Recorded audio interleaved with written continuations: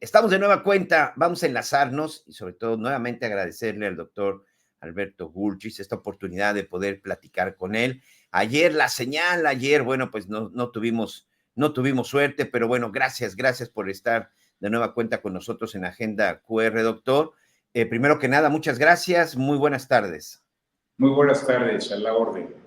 Doctor, ayer tratamos de platicar y bueno, vamos a recuperar. Ayer platicábamos acerca del Estado de Derecho, donde por cierto a Quintana Roo pues, no le fue muy bien. ¿Qué es lo que significa todo esto? Y estábamos revisando para tratar de entender, primero, ¿qué es el Estado de Derecho, doctor? Mire, el Estado de Derecho es una filosofía jurídico-política que obliga a todos los mexicanos, seamos gobernantes o gobernados, autoridades o justipreciables, a mantener un respeto absoluto en nuestras leyes, a hacer que prevalezca el espíritu contenido de la Constitución Política de los Estados Unidos mexicanos, a someternos a esas leyes y respetarlas. Eso es lo que significa el Estado de Derecho. Cuando se fractura ese Estado de Derecho, se corren muchos riesgos y sobre todo se corre mucho riesgo de perder justicia, de perder la credibilidad de nuestras instituciones. Este Estado de Derecho en determinado momento, doctor, ¿qué significa para entenderlo los ciudadanos? Vivir libremente en un Estado donde se haga justicia, respeto a derechos humanos. ¿Qué tiene que ver? De repente son palabras que pudieran ser medio ajenas a los ciudadanos a pie. Mire, yo creo que no resulta ajeno a ningún ciudadano el hecho de saber que tenemos una constitución política que es la que ordena la vida jurídica de nuestra nación. Si nuestras autoridades respetaran cabalmente esa constitución política, podría expresarse que viviríamos absolutamente dentro de un Estado de Derecho, que habría concordia, que habría tranquilidad, que habría seguridad. Lamentablemente, como usted lo sabe y lo sabe mejor que nosotros, esa concordia, esa seguridad, esa certeza jurídica no existe, por desgracia, al 100% como debería de existir.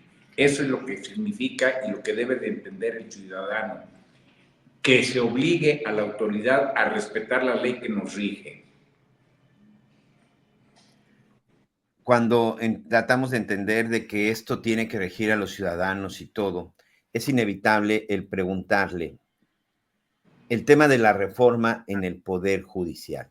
Esta reforma que se pretende subir, que por cierto el dictamen ya está circulando, el dictamen ya está en la Comisión de Puntos Constitucionales y sinceramente no le han cambiado nada, simple y sencillamente cuestiones de fechas. Va a pasar como la propuso el presidente de la República. Me imagino que usted ha revisado parte de esta propuesta al Poder Judicial. Esto en determinado momento estaría afectando de alguna manera el Estado de Derecho. Desde luego muy significativamente. Mire, si nos remontamos al antecedente del por qué se pretende obtener esta reforma judicial, tendremos que referir que nace a raíz de un deseo del Poder Ejecutivo Federal de procurar una limpia dentro de nuestros tribunales, porque según su pensar, en esos tribunales prevalecía la corrupción.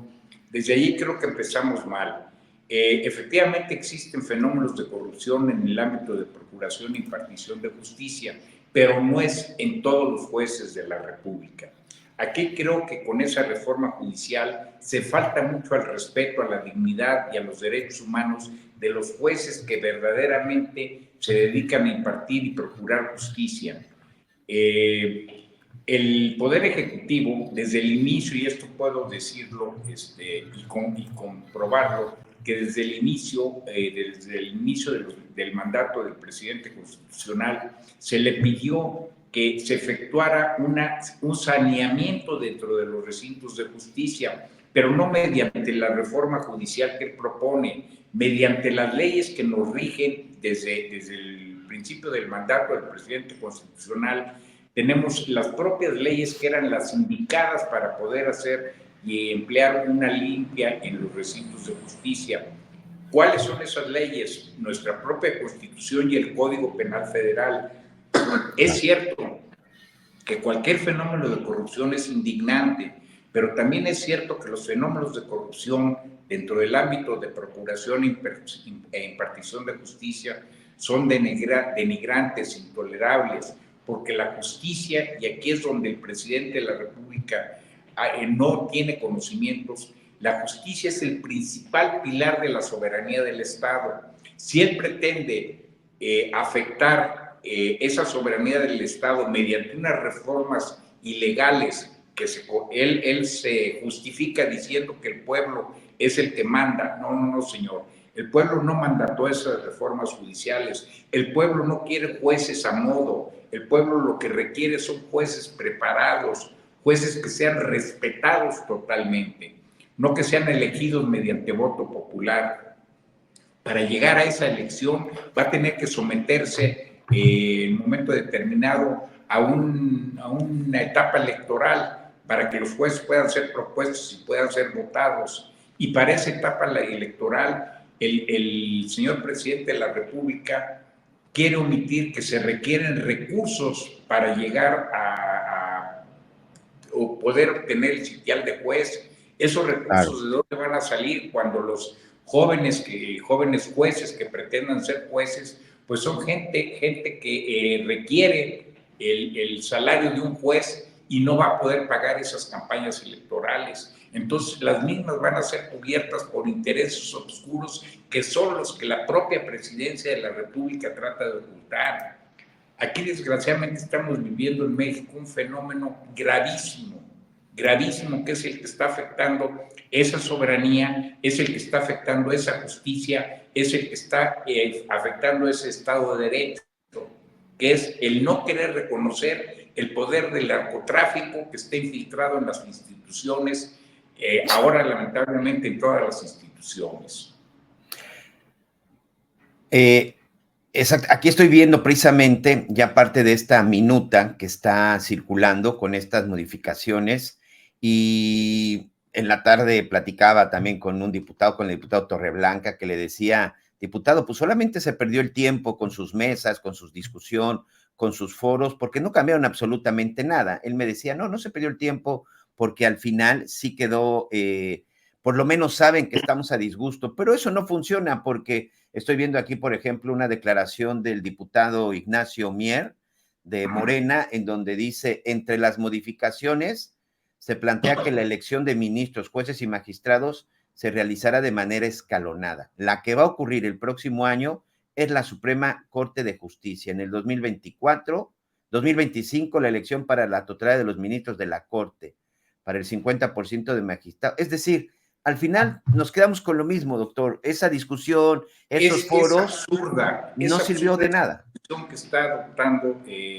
tanto el partido Morena como la propia presidencia de la República, por la siguiente razón: los señores ministros de la Suprema Corte de Justicia no pueden ser llevados al sitial de ministro mediante el voto, porque esos ministros no se van a someter a la Constitución, se van a someter al deseo o al capricho de los que los llevaron al voto. Toda esta reforma, y nadie lo quiere reconocer, a final de cuentas trae como consecuencia que el Poder Ejecutivo Federal quiere destrozar al Poder Judicial. El Poder Judicial Federal es el único que ha puesto coto a cualquier autoridad de las arbitrariedades, irregularidades o incorrectas interpretaciones de la ley que están efectuando para poder cumplir sus caprichos como autoridad. El Poder Judicial Federal siempre ha sido un poder digno, decente, honesto, con la salvedad de que hay excepciones, y es el que mantiene una estabilidad jurídica en nuestra República. El querer poner ministros de la Suprema Corte de Justicia que sean aquellos que puedan servir a los intereses del presidente en turno resulta absurdo. Hubo un juez de distrito, un honorable juez de distrito, que expresó hace años unas palabras que deberían estar grabadas en mármol y oro en la Suprema Corte de Justicia de la Nación. Y esas palabras las voy a repetir porque son las que le permiten dar dignidad al Poder Judicial Federal.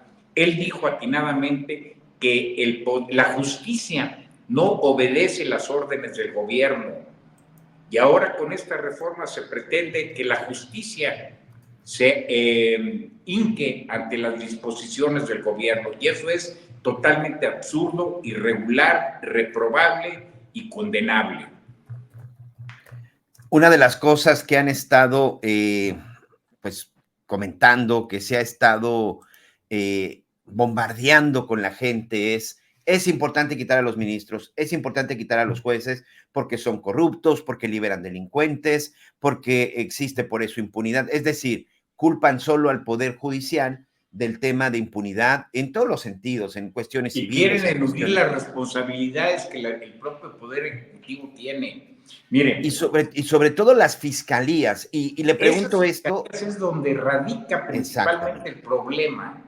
La fiscalía es el primer contacto que tiene el pueblo con la justicia. Y cuando hay gentes impreparadas, corruptas, hostiles a la justicia, trae como consecuencia la integración de carpetas criminales inadecuadas para ser sometidas a un juez. Muchas veces, y esto es profesionalmente se lo puedo referir, muchas veces las fiscalías, y hablo de todas las fiscalías de la República porque he tenido oportunidad de litigar en todos los recintos de justicia de la República, las fiscalías de la República corrompidas integran incorrectamente las carpetas de investigación para poder esas carpetas de investigación a disposición de un juez que tiene la obligación el juez, conforme la Constitución, de aplicar con exactitud la ley. Y si esas carpetas están infringidas, están debilitadas, porque no se actuó de manera correcta, el juez no puede decretar una detención y tendrá la obligación de poner en libertad porque no se están cumpliendo los requisitos formales que exige la Constitución, los requisitos del 14, 16, 19 constitucionales. Entonces es innegable que ahí es donde está verdaderamente el problema, en las fiscalías de toda la República, que son el cáncer, el lastre que ha venido arrastrando a la justicia desde hace años. Fíjese usted qué curioso, hubo un presidente de la República que señaló de manera muy puntual, aunque un poco tibio, pero que señaló que el poder del narcotráfico se había infiltrado en las instituciones de procuración de justicia. Él no habló de impartición de justicia, él no habló de jueces, él habló de ministerios públicos. Claro. Y lamentablemente no tuvo el valor civil, como no lo ha tenido ni este presidente ni algunos otros, de combatir ese lastre de corrupción que ha nacido y que se ha inmiscuido en todas las instituciones de procuración de justicia de la República y aún, lamentablemente, en algunos jueces. Pero no solamente eso, ya hay otro tipo de instituciones que están preñadas por esa corrupción. Entonces, esas reformas no van a tener como consecuencia que la justicia se dignifique. Si quiere el presidente de la República, si quiere el partido Morena, si quiere la doctora Claudia Sheinbaum verdaderamente combatir ese lastre, que lo hagan aplicando los conocimientos y la ley que nos rige, no tratando de hacer esas reformas. El Código Penal es suficientemente claro para poder emitir, y el Código de Procedimientos Penales son lo suficientemente claros para integrar de manera adecuada esas carpetas que se requieren para sanear los recintos de justicia. Doctor Alberto Gulrich, para concluir, es evidente que va a pasar esta reforma, es evidente que va a existir este cambio. Tiene la mayoría, vamos a ver qué va a pasar en el Senado de la República, pero me parece que por lo menos en la Cámara de Diputados va a ser evidente que pase. En caso de que se confirme todo esto, ¿qué es lo que va a suceder en México? Regresamos al tema de esta charla, con el Estado de Derecho. Ajá. Mire, aquí va a venir una situación muy, muy bella para la justicia, muy bella para la República, que todos los abogados independientes de la nación van a hacer valer su derecho para demostrar mediante los juicios pertinentes que esas reformas son absurdas, ilegales e inconstitucionales. Ese momento va a llegar y creo que todos, absolutamente todos los abogados independientes de la República van a poder hacer su voz, van a poder elevar la voz en defensa del Poder Judicial Federal, que quiere ser lastimado, que quiere ser con motivo de que no ha acatado las órdenes que ha emitido el Poder Ejecutivo en ciertos casos. Pues ahí está, doctor Alberto Bullrich, le agradezco, presidente de la Academia de Derecho Penal del Colegio Nacional de Abogados Foro de México, un tema que sin duda va a seguir presente, un tema del que sin duda necesitaremos mucho tratar de entender, sobre todo si en algún momento, bueno, pues uno tiene que salir a tomar decisiones. Por lo pronto, gracias, excelente fin de semana. Gracias, muy gentil.